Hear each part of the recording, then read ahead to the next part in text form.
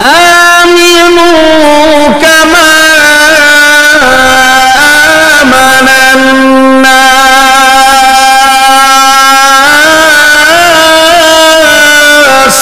আমার ভাই, আল্লাহ বলে ওয়ালা তামুতুন্না ইল্লা ওয়া আনতুম মুসলিমুন, মুসলমান না হয়ে মৃত্যুবরণ করিও না। এই জন্যই তো নবীজি বলেন, উম্মতরা রে, যখন দুনিয়ার জমিন থেকে বিদায় হইবা, ঈমান আমল যদি বাড়া হয়, মরণটা হবে শান্তিতে, মরণটা হবে আরামে। আর যদি গুনাহ নিয়ে দুনিয়ার জমিন থেকে বিদায় হয়, তাহলে মরণটা হবে বড় কষ্টের। তাহলে এই দুনিয়ার জমিনে আমরা চিরকাল থাকবো না, দুনিয়ার জমিন থেকে সবাই বিদায় হয়ে যাব। আজ না হয় কাল, কাল না হয় পরশু, ধারাবাহিক ভাবে দুনিয়াতে আসি, আবার দুনিয়ার জমিন থেকে বিদায় হয়ে যাব, কেউ দুনিয়ার জমিনে থাকবো না।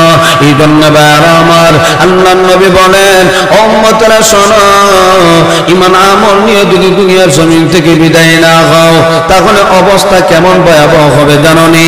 একজন গুনাহগার নাফরমান যখন দুনিয়ার জমিন থেকে বিদায় হবে, আল্লাহর নবী হাদিসের মধ্যে বলেন তার মরণটা এত কষ্টের হবে, একটা জীবিত ছাগলের শরীর থেকে চামড়া টেনে তুলে যেমন ভাবে কষ্ট হবে, টেনে তোলার পরে যেমন ভাবে কষ্ট হবে, এর চাইতে বেশি কষ্ট হবে একজন গুনাহগারের জানটা যখন বের করা হবে। কি পরিমাণ আঘাত, কি পরিমাণ কষ্ট দেওয়া হবে। আমার আল্লাহর নবী বলেন, ও আমার উম্মতেরা, ভালো করে শোনো, গুনাহগারকে যখন দুনিয়ার জমিন থেকে বিদায় করা হবে, আজরাইল যখন হাজির হয়ে যাবে, আজরাইল তার সামনে হাজির হওয়ার পরে এমন আকৃতিতে হাজির হবে, বান্দা আজরাইলকে দেখার পরে তার চোখ উল্টে যাবে, তার চোখ উল্টে যাবে, গলা শুকায়া যাবে। নবীজি বলেন, বুখারী শরীফের রওয়ায়াতে আসছে, একজন গুনাহগার যখন দুনিয়ার জমিন থেকে বিদায় হয়, তাকে কি পরিমাণ কষ্ট দিয়ে দুনিয়ার জমিন থেকে বিদায় করা হবে। বুখারীর রওয়ায়াতে আসছে, ইমাম বুখারী বলেন, এক নম্বর কষ্ট হইল গুনাহগার যখন দুনিয়ার জমিন থেকে বিদায় হবে, এক নম্বর অপমানের সাথে তার মরণ হবে। বাশীরান ওয়া নাযীরা ওয়া দাঈয়ান ইলাল্লাহি বিইذনিহি ওয়া সিরাজাম মুনীরা।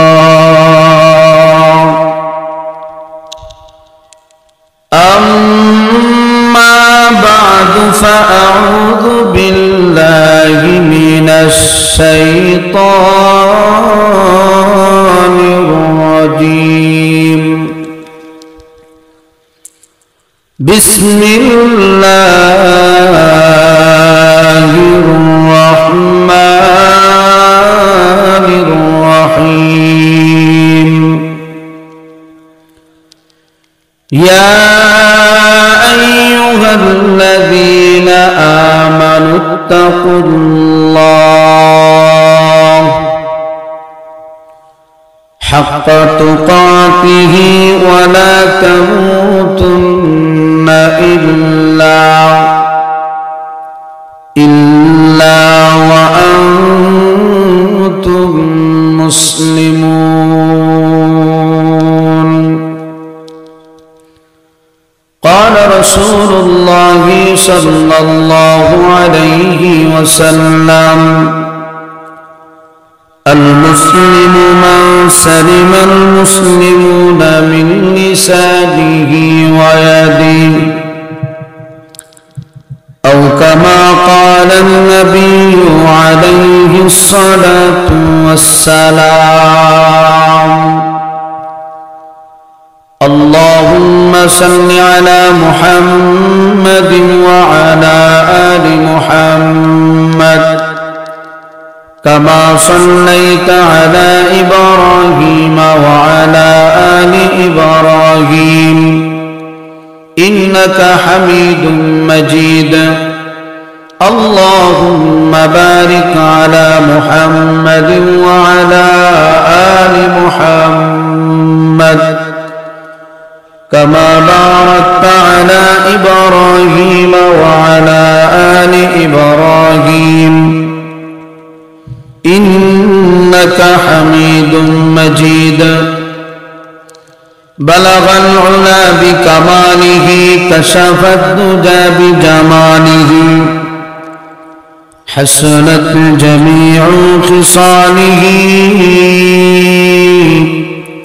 صلوا عليه وآله لا إله إلا الله لا إله إلا الله لا إله إلا الله لا إله إلا الله لا إله إلا الله محمد رسول الله الحمد لله قصبة করিমপুর তালিমুল কোরআন নুরানি মাদ্রাসার উদ্যোগে আয়োজিত বার্ষিক ইসলামী মহাসম্মেলনে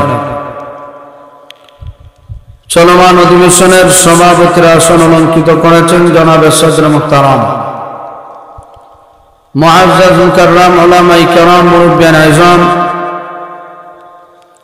আমার সমবয়স্ক প্রাণপ্রিয় যুবক ভাইয়েরা পর্দার অন্তরালের অবস্থানরত পর্দানিশীন আমার মা ও বোনেরা দয়াময় আল্লাহ রাব্বুল আলামিনের দরবারে লাখো কোটি শুকর আদায় করছি যে মহান আল্লাহ আপনাকে আমাকে রহমতি বরকতি জান্নাতি টুকরা মজলিসে আসার বসার কোরআন হাদিস থেকে আলোচনা করার এবং শোনার তৌফিক দান করেছেন এই জন্য রব্বে কারীমের দরবারে কালিমাতুশ শুকর আদায় করছি আলহামদুলিল্লাহ আল্লাহ রাব্বুল আলামিন আমাদেরকে হাজারো মানুষ থেকে নির্বাচিত করে দ্বীনি এক মজলিসের মধ্যে অংশগ্রহণ করার জন্য তৌফিক দান করছেন আরেকটা নিয়ামত আল্লাহ আমাদেরকে দিয়েছেন সুস্থতার নিয়ামত এই সুস্থতার নিয়ামত দিয়ে আল্লাহ আমাদেরকে এখানে হাজির করছেন শুকর আদায়তে আবার বলি আলহামদুলিল্লাহ আমি আপনাদের সামনে পবিত্র কোরআনুল কারীমের একটা আয়াতে কারিমা তেলাওয়াত করছি প্রিয় নবী সাল্লাল্লাহু আলাইহি ওয়াসাল্লামের অসংখ্য গণিত হাদিসের ভান্ডার থেকে ছোট্ট একটা হাদিস আমি আপনাদের খেদমতে পাঠ করছি আল্লাহ যদি তৌফিক দান করেন তাহলে অল্প সময়ের ভিতরে আমার তেলাওয়াতকৃত আয়াত ও হাদিসকে সামনে রেখে সংক্ষিপ্ত আকারে কিছু সময় আলোচনা করার চেষ্টা করব ইনশাআল্লাহ আল্লাহ রাব্বুল আলামিন যেন আমাদেরকে ইখলাসের নিয়তে কিছু কথা বলা শোনা আমাদের সবাইকে আমল করার তৌফিক দান করেন সকলে বলি আমিন আল্লাহ রাব্বুল আলামিন বলেন ইয়া আইয়ুহাল্লাযীনা আমানুত্তাকুল্লাহ ও ঈমানদার বান্দা বান্দীরা আমি আল্লাহকে ভয় করো হাক্কা তুকাতি ভয় করার মতো ভয় করো ওয়ালা তামুতুন্না ইল্লা ওয়া আনতুম মুসলিমুন মুসলমান না হয়ে মৃত্যুবরণ করিও না আল্লাহ প্রথম অংশে আমাদেরকে ঘোষণা দিলেন ভয় করো ভয় করার মতো ভয় দুই নম্বর অংশে আল্লাহ বলেন সাবধান মুসলমান না হয়ে কিন্তু মৃত্যুবরণ করিও না প্রথম অংশে আল্লাহ যে বললেন ভয় করো আমি আল্লাহকে ভয় করো প্রশ্ন হইল কেন আল্লাহ কোরআনের প্রায় জায়গাতেই বলেন আমি আল্লাহকে ভয় করো প্রশ্ন হইল কেন করব দুই নাম্বার প্রশ্ন, কিভাবে আল্লাহকে ভয় করব? তিন নাম্বার প্রশ্ন, আল্লাহকে ভয় করলে আমাদের লাভ কি হবে? আমরা তো ভয় করব ঠিক, লাভটা কি? আজকে দুনিয়ার মানুষ সবাই লাভের পাগল, যেদিকে লাভ দেখে ওই দিকে মানুষে দৌড়ায়, যেদিকে লস হয় ওই দিকে টেনে ঘেঁষড়েও নেওয়া যায় না, গেলেই বিপদ আছে। যে রাস্তায় গেলে লাভ নাই ওই রাস্তায় টেনে নেওয়া যায় না, আর যে রাস্তায় লাভ আছে আটকায় রাখা যায় না, ঠিক না? তো এক নম্বর প্রশ্ন, কেন করব? এই পৃথিবীর জমিনে আল্লাহ আমাদেরকে কতই না নিয়ামত দিয়েছেন। আল্লাহ তো জানায় দিয়েছেন, আমি আল্লাহ তোমাদেরকে দুনিয়াতে দিলাম। এই দুনিয়াতে যাওয়ার পরেও তোমাদের সাথে তোমাদের সুবিধার্থে অনেক নিয়ামতও আমি আল্লাহ দিয়েছি। একই জমিন থেকে নানা রকমের ফল বের হয়, একই জমিন থেকে কাঁঠাল বের হয়, একই জমিন থেকে আঙ্গুর বের হয়, একই জমিন থেকে কমলা বের হয়, একই জমিন থেকে তরমুজ বের হয়। না, তরমুজের জন্য আলাদা একটা বাগান আছে, একই জমিন থেকে হয়।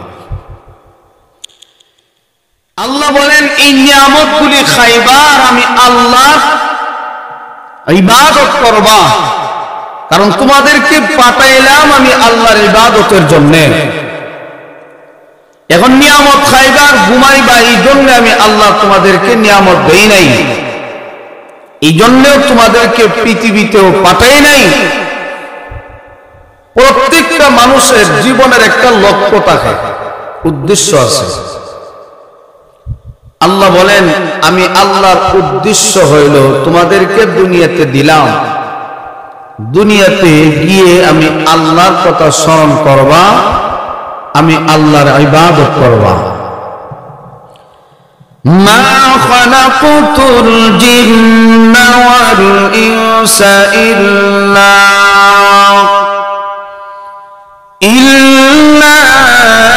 লিয়াবুদুন।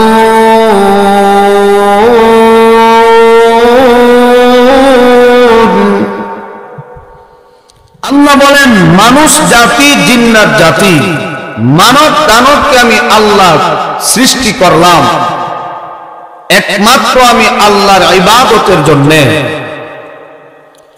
মানুষ তুমি যখন ইবাদত করবা, আল্লাহর আনুগত্য করবা,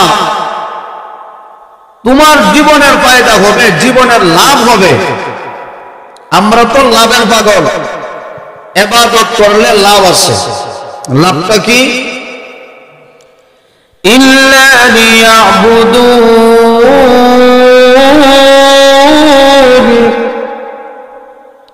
তাফসীরে জালালাইন শরীফের মধ্যে লেখা হয়, ইল্লা লিয়াবুদুন আই লিয়ানফাউন।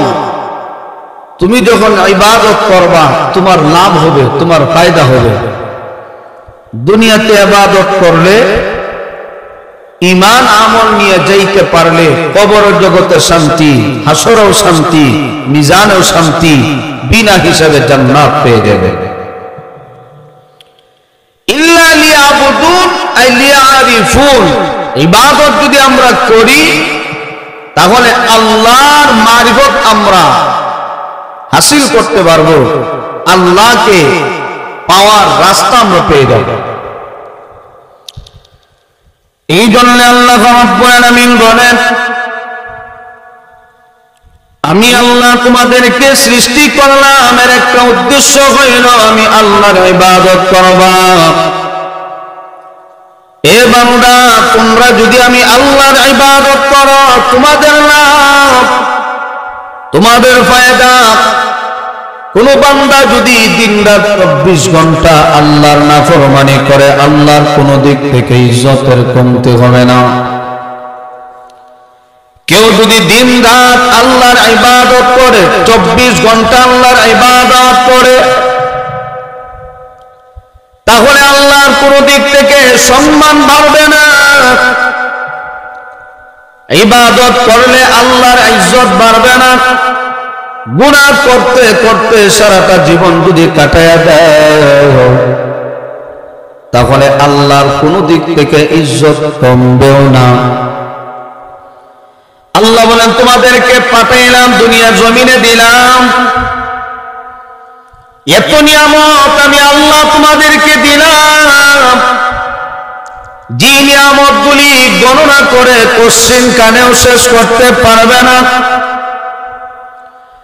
وَإِن تَعُدُّوا نِعْمَةَ اللَّهِ لَا تُحْصُوهَا।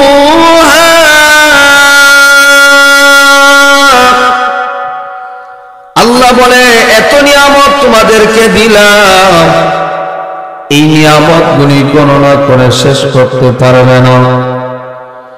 তবে বান্দা শোনো, এত নিয়ামত তোমাদেরকে আমি আল্লাহ দিলাম। একই জমিন থেকে কাঁঠাল বের হয়, একই জমিন থেকে আঙ্গুর বের হয়, একই জমিন থেকে বেদানা বের হয়, একই জমিন থেকে নানা রকমের ফল বের হয়। এই নিয়ামতগুলি খাইবা আর দিন রাত 24 ঘন্টা নাফরমানি করবা। এ বান্দা, সাবধান হয়ে যাও, আমি আল্লাহর কাছে নিয়ামতের হিসাব দেওয়া লাগবে। আল্লাহ যদি কোন বান্দার কাছ থেকে নিয়ামতের হিসাব নেয়, কসমা এলাকার মানুষ আপনারা কি মনে করেন হিসাব দেওয়া কি সম্ভব? আর একটু জোরে কন না। নিয়ামতের হিসাব যদি আল্লাহ চায়, তাহলে হিসাব দেওয়া সম্ভব না। আল্লাহ কোরআনে বলেন, হাসরের কঠিন ময়দানে আমি আল্লাহ তোমাদেরকে নিয়ামত সম্পর্কে প্রশ্ন করব। সুম্মা লাতুসআলুন্না ইয়াওমাইযিন আনিন নাঈম।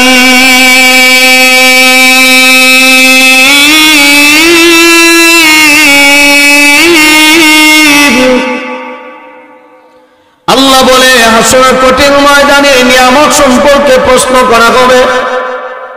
কি জবাব দিব আমরা? কোন জবাব থাকবে না।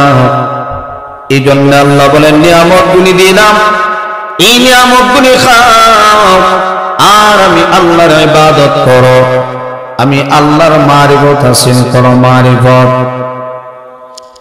আল্লাহওয়ালাদের জীবনীটা এমন ভাবে কেটে গেল, তাদের জীবনটা এমন ভাবে কাটছে, দিন রাত 24 ঘন্টা শুধু আল্লাহর জন্য পাগল। দুনিয়ার কোন লোভ লালসা তাদের অন্তরে ছিল না। এই জন্য আল্লাহ তাদেরকে এত সম্মান দিয়েছেন। দুনিয়াতেও সম্মান, পরকালেও সম্মান। সুবহানাল্লাহ। দুনিয়াতেও সম্মান, পরকালেও সম্মান। এই জন্য যারা দুনিয়াতে আল্লাহর কথা স্মরণ করে, আল্লাহর ভয় অন্তরে ঢোকায়,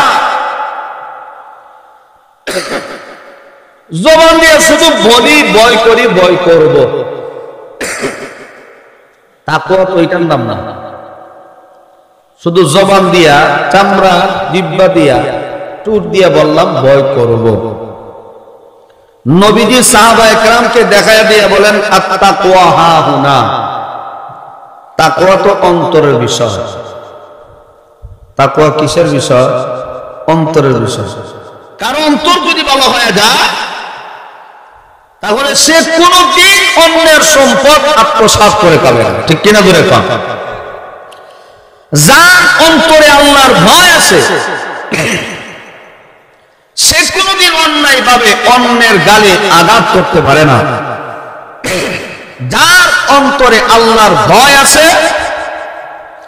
সে কোনোদিন সুদ খাইতে পারে না, ঘুষ খাইতে পারে না। যার অন্তরে আল্লাহর ভয় আছে সে কোনোদিন গুনাহ করতে পারে। এই জন্য নবী বলেন আত-তাকওয়া হাহুনা, তাকওয়া তো অন্তরের বিষয়। এই জন্য দেখবেন যাদের অন্তর ভালো, যাদের আখলাক ভালো, যাদের চরিত্র ভালো, নবীজি বলেন তাদের দ্বারা কোনো মানুষ তাদের দ্বারা হাত দিয়া হোক, জবান দিয়া হোক, অঙ্গ প্রত্যঙ্গ দিয়া হোক কোনোদিন আঘাত দিবে না। আল মুসলিমু মান সালিমাল মুসলিমুনা বিলিসানিহি ওয়া ইয়াদিহি। নবীজি হাদিসের মধ্যে বলেন সত্যিকারের মুসলমান তো ওই ব্যক্তি যার জবান থেকে, হাত থেকে, অঙ্গ প্রত্যঙ্গগুলি থেকে অন্য মুসলমান নিরাপদ থাকে।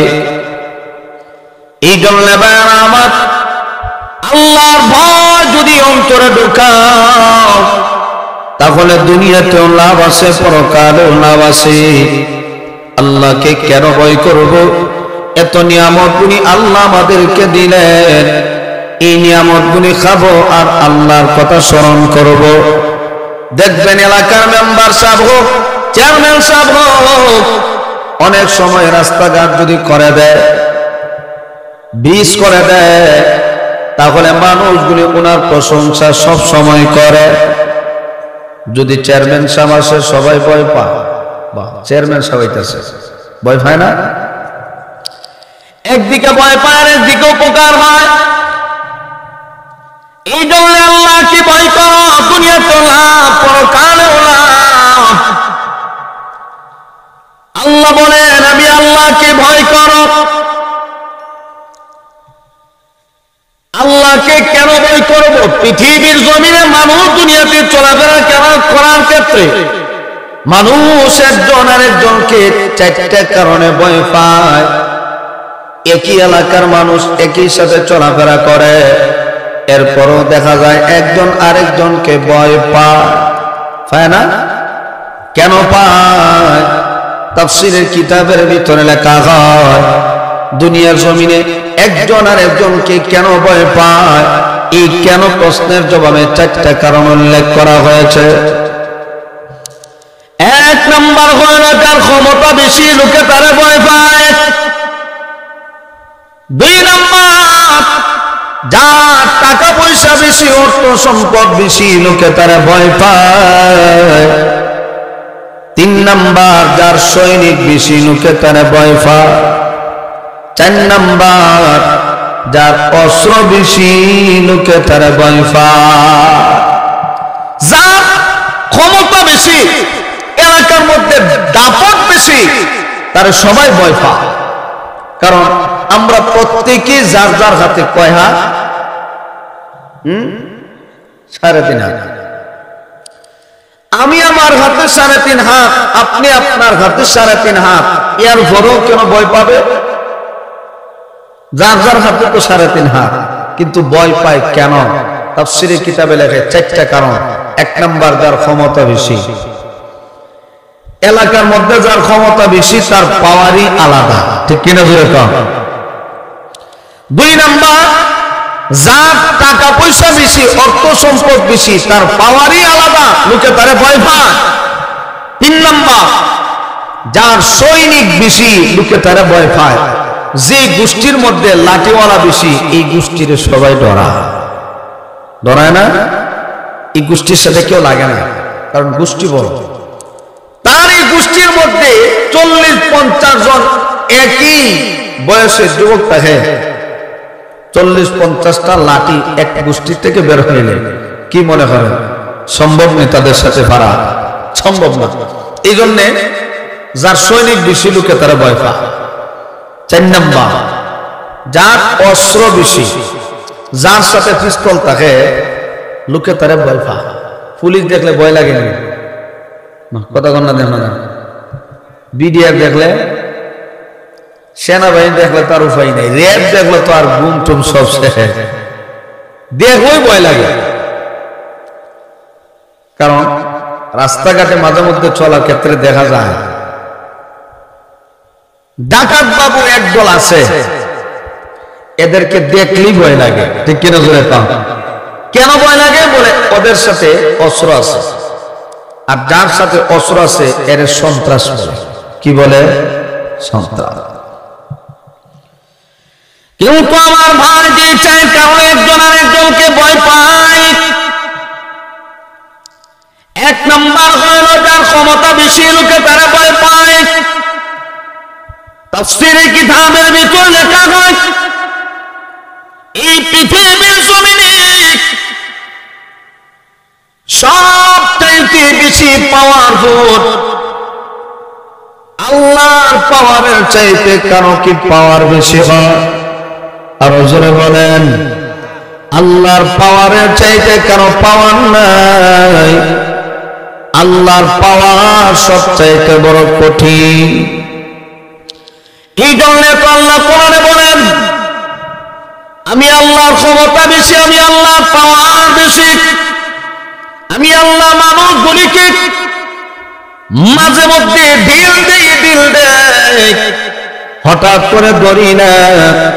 কেন ধরি না? আমি আল্লাহ তাকে সুযোগ দিলাম, ছাড় দিলাম, দেখি বান্দা কতটুক আগাইতে পারে। হঠাৎ করে যখন আমি আল্লাহ ধরে ফেলবো, তখন ধরার মতো আমি আল্লাহ তাকে ধরব। আল্লাহ রাব্বুল আলামিন বলেন ইন্না বাতুশা রাব্বিকা লাশাদীদ।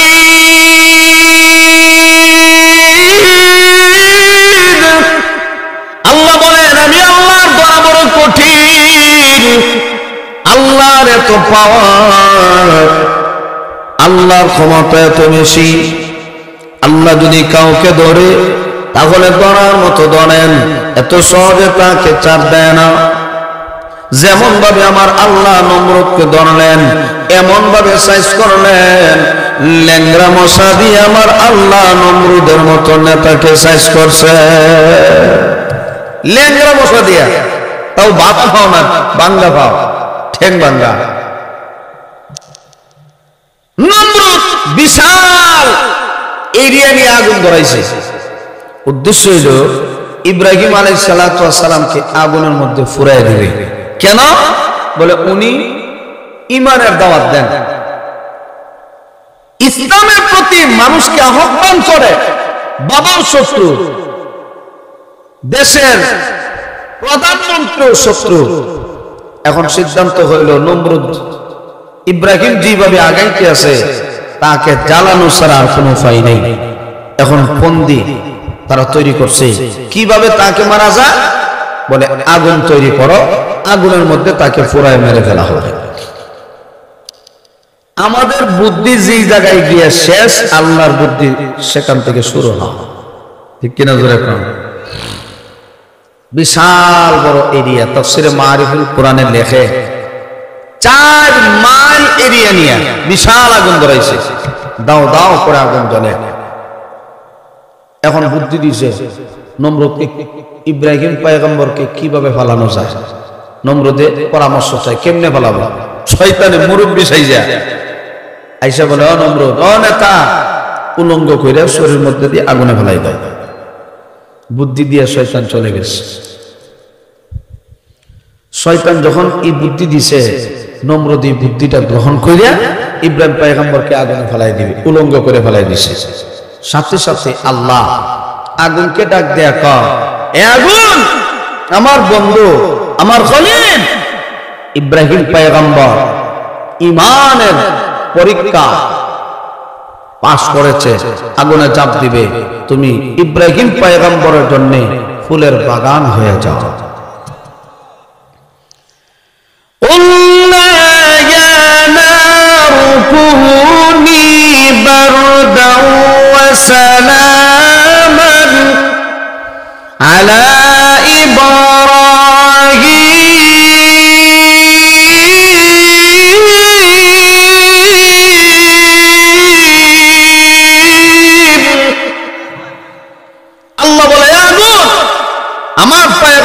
ইব্রাহিমের জন্য শীতল হয়ে যাও, সালামান আলা ইব্রাহিম, ইব্রাহিমের জন্য ঠান্ডা হয়ে যাও, এয়ার কন্ডিশন হয়ে যাও। সুবহানাল্লাহ জোরে বলেন।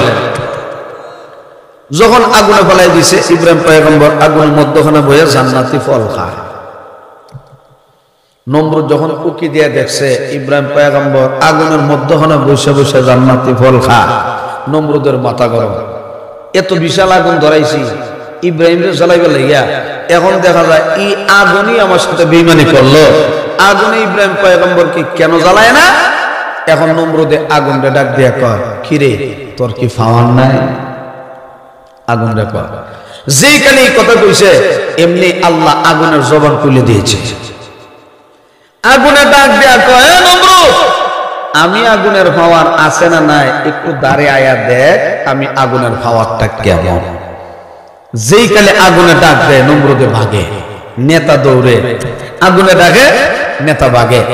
এমনিতে যখন ভাগে ল্যাংরা মশা রাস্তার মধ্যে বই দিছে, আল্লাহ যাইতেছে গা, বলে কেডা? নেতা ভাগে, একটু অনুমতি দিলে নেতারে সাইজ করতাম, ফুতাই দিতাম। যেই কালে ল্যাংরা মশা অনুমতি চাইছে, আল্লাহ দিছে, যা অনুমতি দিলাম।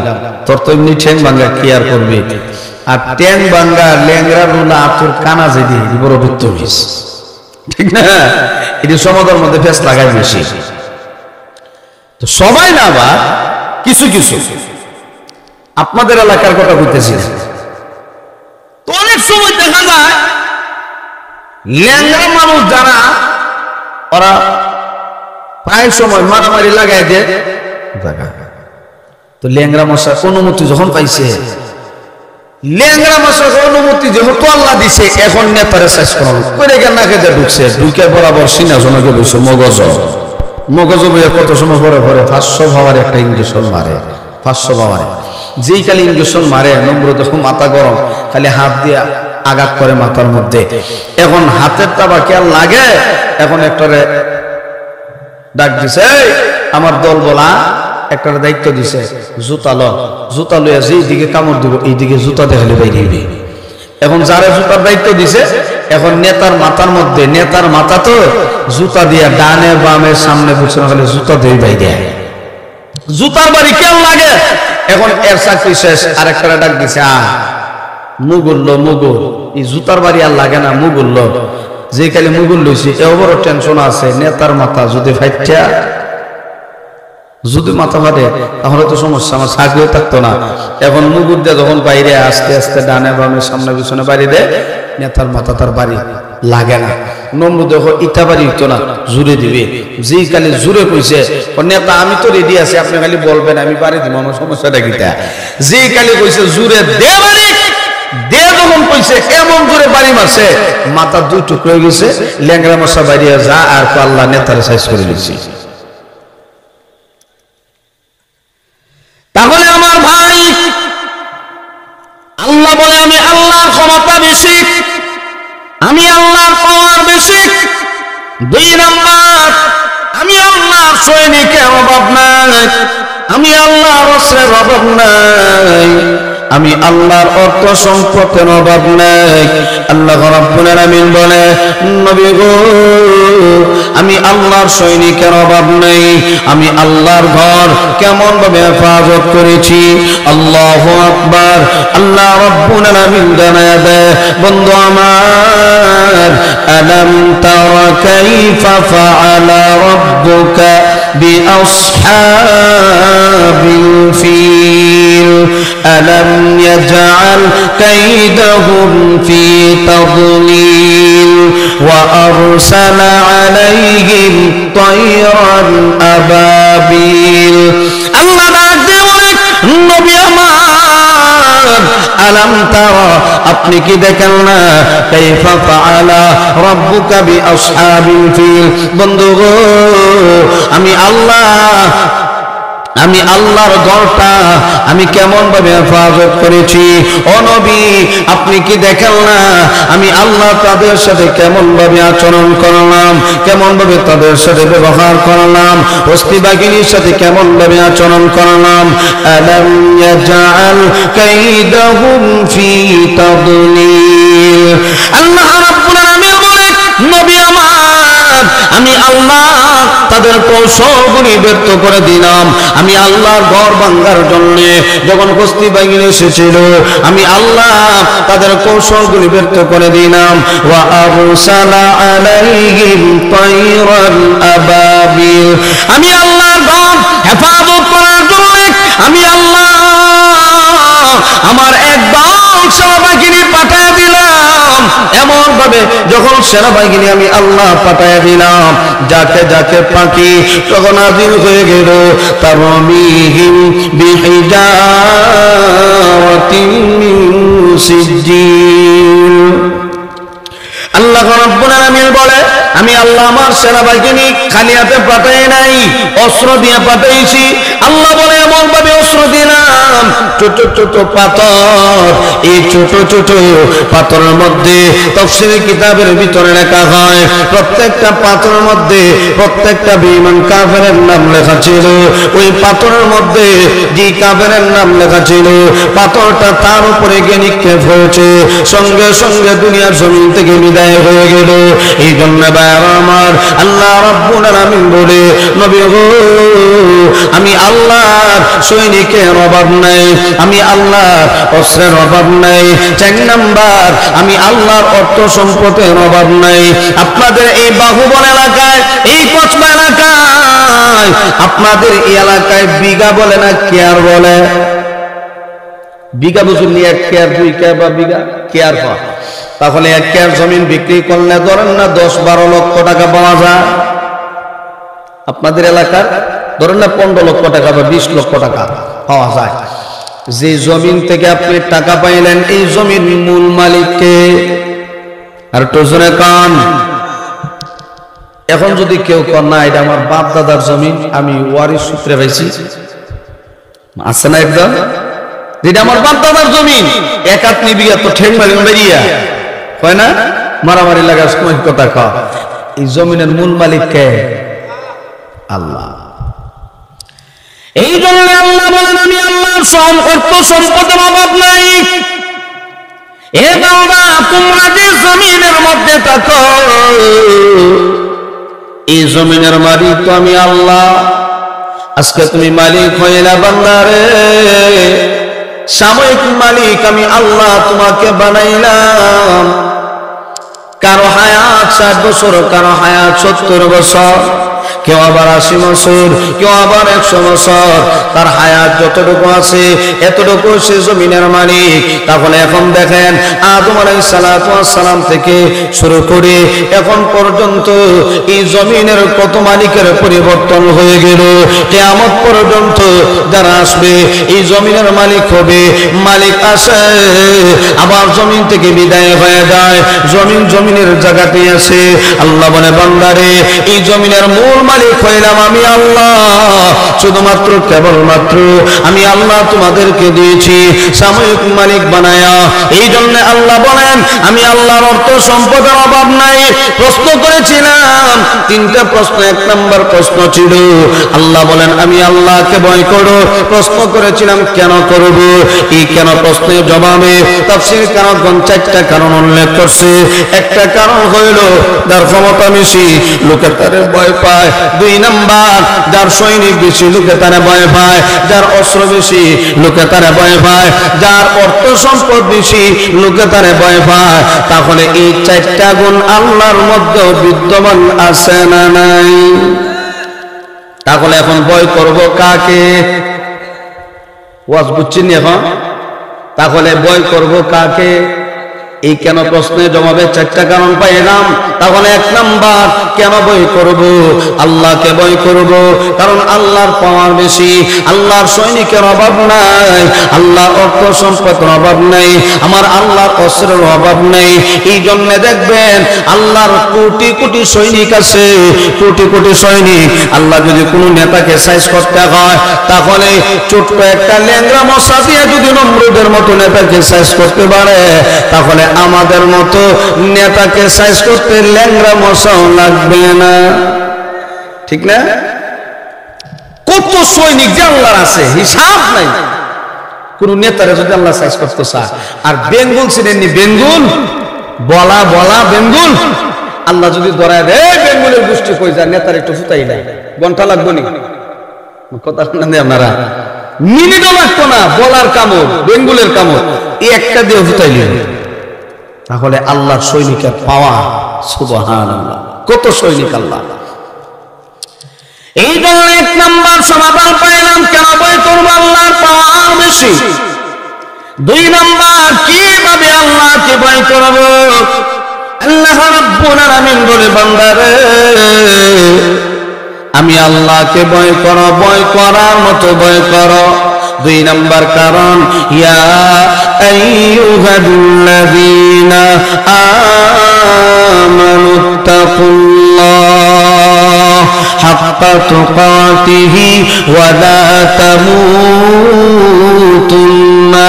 ইল্লা ওয়া আনতুম মুসলিমুন আল্লাহ রাব্বুল আলামিন বলে ও দুনিয়ার বান্দা বান্দীরা আমি আল্লাহকে ভয় করো ভয় করার মতো ভয় করো সাবধান মুসলমান না হয়ে দুনিয়ার জমিন থেকে বিদায় হয় না মুসলমান না হয়ে যদি দুনিয়ার জমিন থেকে বিদায় হও তাহলে কবর আযাব সহ্য করতে পারবে না এই জন্যই তো আল্লাহর নবী বলেন ও আমার উম্মতরা ভালো করে শুনে নাও এই দুনিয়াটা হলো শুধুমাত্র আমলের জায়গা আর দুনিয়া মাজরাতুল আখিরা উম্মতরা রে এই দুনিয়াতে আমল করো পরকালে শান্তি পাইবা ঈমান আমল নিয়ে যদি কবরে ঢুকতে পারো তাহলে কবরের মধ্যে আরাম আর আরাম অনন্তকালের জন্য তুমি শান্তিতে পড়ে যাইবা অনন্তকালের জন্য তুমি আরাম করবা ঈমান আমল যদি মজবুত না হয়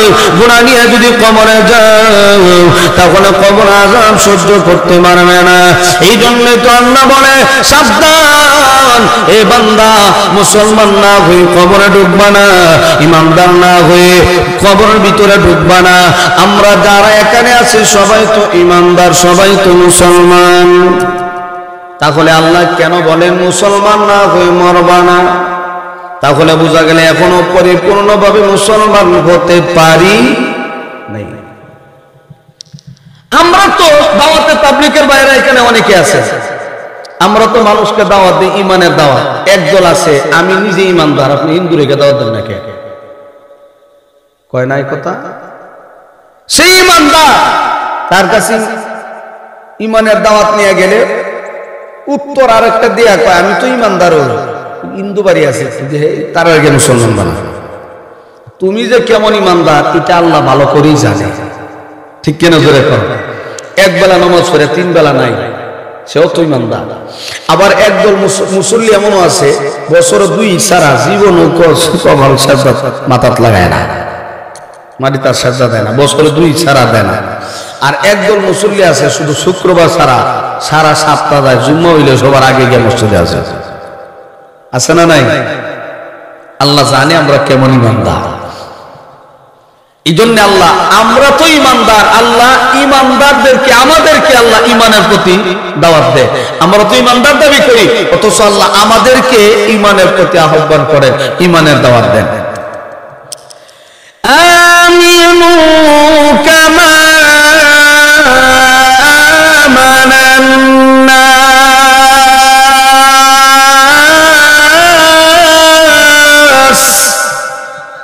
আল্লাহ বলে ঈমানদারেরা ঈমান আনো ঈমানদারেরা ঈমান আনো আল্লাহ ঈমানদারদেরকে ঈমানের প্রতি আহ্বান কেন করলেন বুঝা গেলে এখনো ঈমান পরিপূর্ণ হয় না আমানুদখুলু ফিস-সিলমি কাফা পরিপূর্ণ মুসলমান হয়ে ইসলামের গণ্ডির ভিতরে ঢুকো এইজন্য আল্লাহ বলেন আমিনু কামা আমানান নাস ঈমানদাররা ঈমান আনো কার মতো আমানান নাস সাহাবায়ে কেরামের মতো ঈমান বানাও সুবহানাল্লাহ জোরে বলেন এই জন্য আমার ভাই আল্লাহ বলে ওয়ালা তামুতুন্না ইল্লা ওয়া আনতুম মুসলিমুন মুসলমান না হয়ে মৃত্যুবরণ করিও না এই জন্যই তো নবী জীবনের উম্মতরা রে যখন দুনিয়ার জমিন থেকে বিদায় হইবা ঈমান আমল যদি বাড়া হয় মরণটা হবে শান্তিতে, মরণটা হবে আরামে। আর যদি গুনাহ নিয়ে দুনিয়ার জমিন থেকে বিদায় হও তাহলে মরণটা হবে বড় কষ্টের। তাহলে এই দুনিয়ার জমিনে আমরা চিরকাল থাকব না, দুনিয়ার জমিন থেকে সবাই বিদায় হয়ে যাব। আজ না হয় কাল, কাল না হয় পরশু, ধারাবাহিকভাবে দুনিয়াতে আসি, আবার দুনিয়ার জমিন থেকে বিদায় হয়ে যাব, কেউ দুনিয়ার জমিনে থাকব না। এই জন্য ভাইরা আমার, আল্লাহর নবী বলেন, ও উম্মতেরা শোনো, ঈমান আমল নিয়ে যদি দুনিয়ার জমিন থেকে বিদায় না হও তাহলে অবস্থা কেমন ভয়াবহ হবে জানোনি?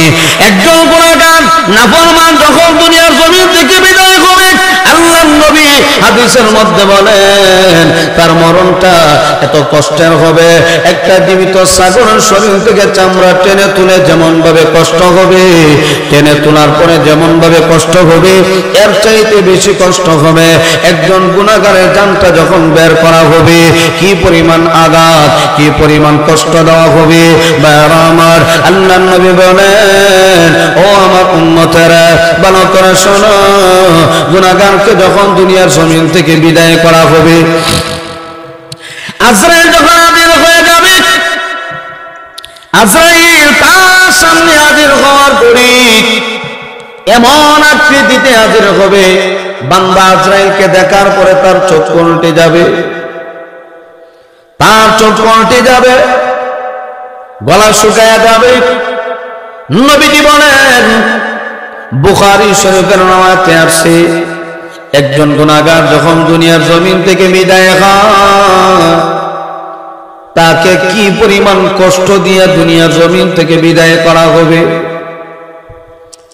বুখারীর নামাতে আসছে, ইমাম বুখারী বলেন, এক নম্বর কষ্ট হইল গুনাহগার যখন দুনিয়ার জমিন থেকে বিদায় হবে, এক নাম্বার অপমানের সাথে তার মরণ হবে, দুই নাম্বার ক্ষুধার্ত অবস্থায় তার মরণ হবে, তিন নাম্বার হইল পিপাসার্ত অবস্থায় তার মরণ হবে। এত পিপাসা লাগবে, আল্লাহু আকবার। এই পৃথিবী যদি আমরা 4 ভাগে ভাগ করি, 1 ভাগ মাটি আর 3 ভাগ জল, 3 ভাগ পানি, ওই 3 ভাগ পানি যদি বান্দার মুখের মধ্যে উঠায় দেওয়া হয়, এরপর এই বান্দার পানির পিপাসা দূর হবে না, এত পিপাসা লাগবে। অথচ দেখা যায় বাবা যখন দুনিয়ার জমিন থেকে বিদায় হয়, মা যখন দুনিয়ার জমিন থেকে বিদায় হয়, আজরাইল যখন সামনে হাজির হয়ে যায়, বাবার চোখ উল্টে যায়। এইভাবে করে হাত পা যখন গোটা সন্তান দ্বারে বসে বাবার কানে কানে বলে, ও কেন আপনি এইভাবে হাত পা গোটান, কি হইল আপনার, এইভাবে কেন তাকায় আছেন? নবীজি বলেন, আজরাইল যখন তার সামনে চলে আসবে, বান্দার চোখ উল্টে যাবে, কথা বলার সামর্থ্য থাকবে না। আল্লাহু আকবার। যখন কথা বলতে পারবে না, হা করে তাকায় থাকবে, তখন বান্দার গলা শুকায় যাবে। অনেক সময় দেখা যায় মেয়ে সন্তান, ছেলে সন্তান বসে দাঁড়ে বসে বসে বাবার মুখের মধ্যে 1 চামচ পানি উঠায় দেয়, এই পানিটাও মুখের মধ্যে যায় না, পরে যায়। নবীজি বলেন, যখন গুনাহগারের জানটা কবজ করা হবে, কি ভয়াবহ আযাব দিয়ে তাকে দুনিয়ার জমিন থেকে বিদায় করা হবে। 500 গজবের ফেরেশতা নিয়ে আজরাইল হাজির হয়ে যাবে। প্রত্যেকটা ফেরেশতার হাতের মধ্যে লাঠি থাকবে আঘাত করার জন্য। বান্দার পায়ের আঙ্গুল থেকে বাড়ি শুরু হবে, কণ্ঠলানি পর্যন্ত যখন বেদ দিয়া লাঠি দিয়ে আঘাত করে করে যখন বান্দার রূহটা বের করা হবে, এমন জোরে সজোরে একটা টান দিবে, আল্লাহু আকবার। শরীরের মধ্যে এত ব্যথা, এত আঘাত হবে। আল্লাহর নবী বলেন, গুনাহগার যখন দুনিয়ার জমিন থেকে বিদায় হবে, যখন তার জানটা, যখন তার রূহটা বের করা হবে, বান্দার এই দেহের মধ্যে তো রূহ নাই, রূহ যখন বের হয়ে যায়, বান্দার এই দেহের মধ্যে হাত দিলে ব্যথা লাগে, কষ্ট লাগে। আল্লাহু আকবার। তখন বান্দা কয়, তার ভাষা তো কেউ বুঝে না। একজন মানুষ মারা যাওয়ার পরে তার ভাষা কেউ বুঝে না। তখন বান্দা কয় আমারে গোসল করাইবা, এত জোরে আঘাত করবা না, আমার বড় কষ্ট লাগে, বড় আঘাত লাগে।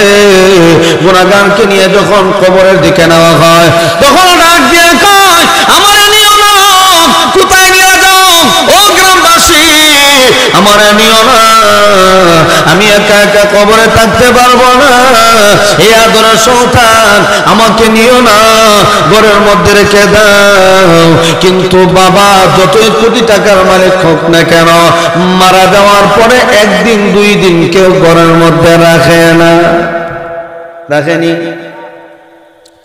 কিন্তু বাবা এত কিছু বলার পর সন্তান তো ঘরে রাখে না। কত আদরের বাবা, কত আদরের মা, এরপরও ঘরে রাখে না।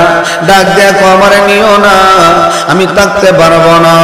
আল্লাহর নবী বলেন এত কষ্ট দিয়া ওই বান্দার রোগটা যখন বের করা হবে, কবরের মধ্যে যখন রাখা হবে, বুখারীর riwayate আছে দুনিয়াতে বিদায় হওয়ার সময় তিনটা আযাব, কবরে গেলে আরো তিনটা আযাব। কবরের মধ্যে যখন শোয়ানো হবে, ফেরেশতারা যখন প্রশ্ন করবে মান রাব্বুকা ওয়া মা দীনুকা ওয়া মান হাযার রাজুলু বুইসা ফীকুম, তোমার রবকে পরিচয় দাও, তোমার দিনকে পরিচয় দাও, তোমার ধর্মকে পরিচয় দাও, তোমার নবীর পরিচয় দাও। গুনাহগার বলবে লা আদরি লা আদরি লা আদরি, আমি কিছুই জানি না, আমি কিছুই বুঝি না। নবীজি বলেন তখনই তার কবরের মধ্যে তিনটা আযাব দেওয়া হবে।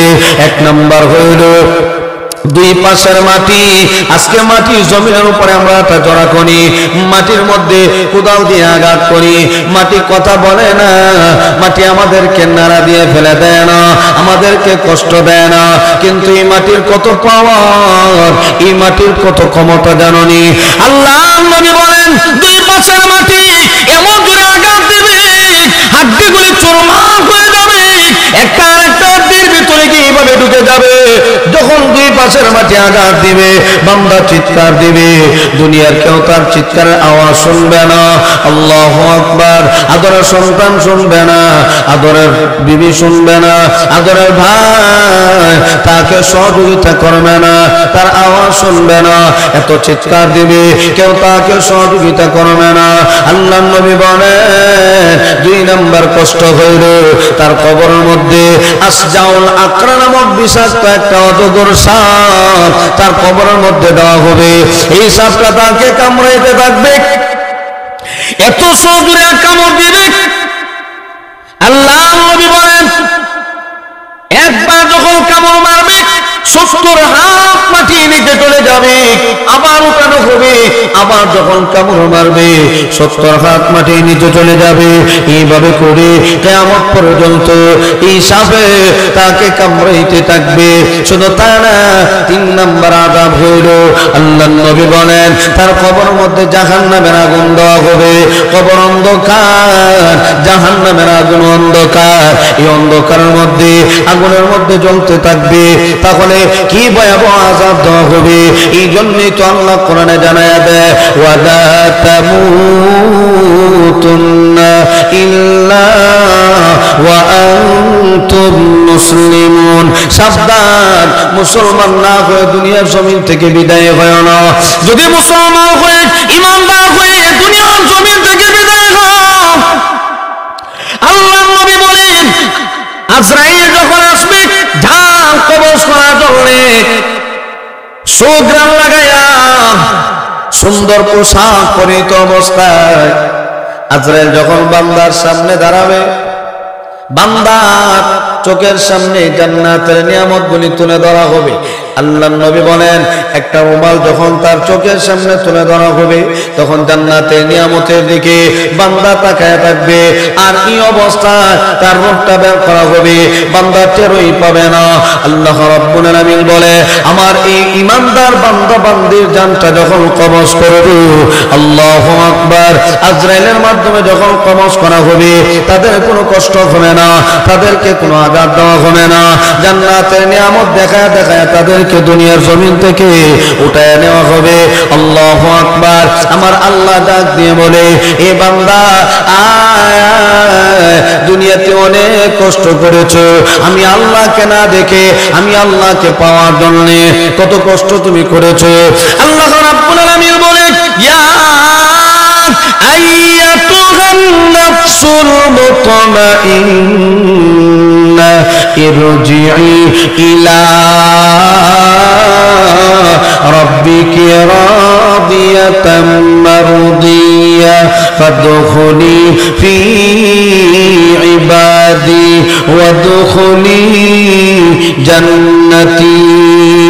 আল্লাহ রাব্বুল আলামিন বলবে, এ পবিত্র আত্মাওয়ালা ইরজিই আয়, ফিরে আয়, ইলা রাব্বিকি রাদিয়াতাম মারদিয়া, তোমার প্রভুর সন্তুষ্টির চিত্রে তোমার প্রভুর দিকে আসো। আল্লাহু আকবার।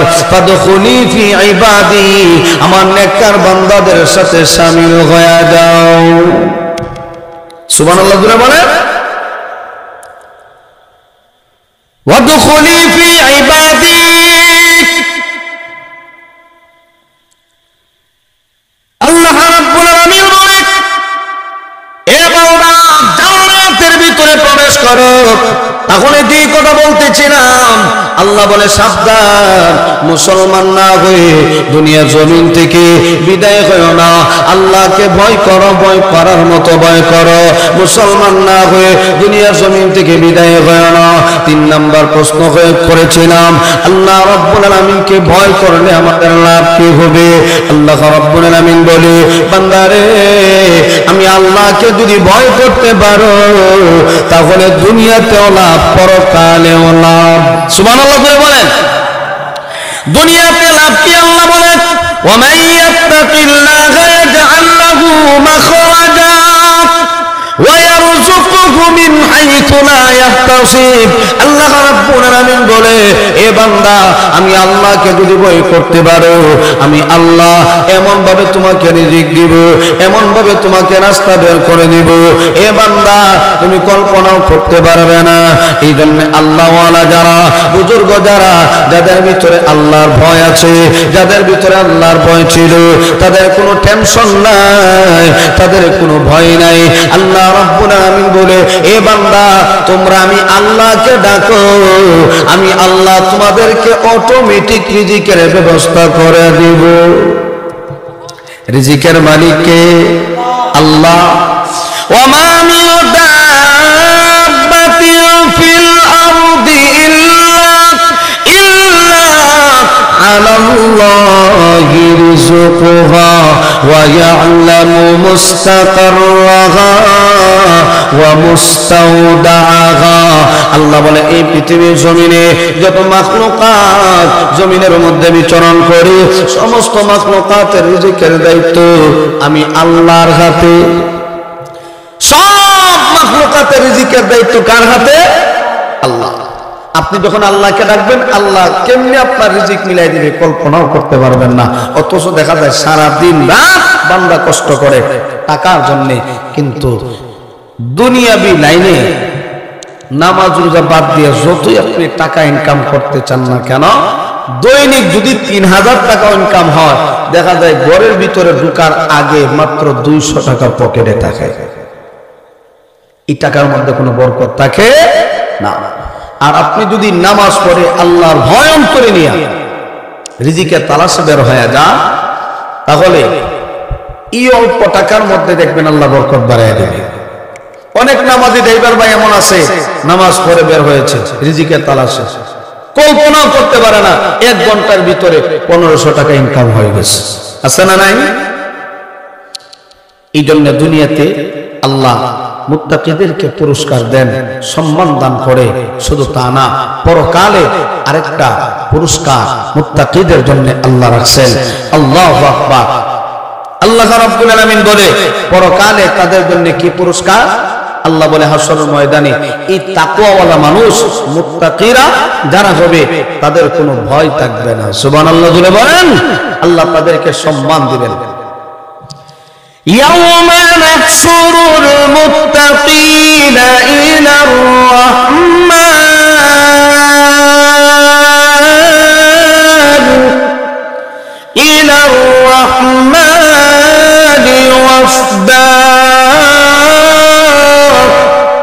হাসরের কঠিন ময়দানে তাকওয়াওয়ালা মানুষগুলিকে আল্লাহ আহলান সাহলান সুস্বাগতম জানাবেন।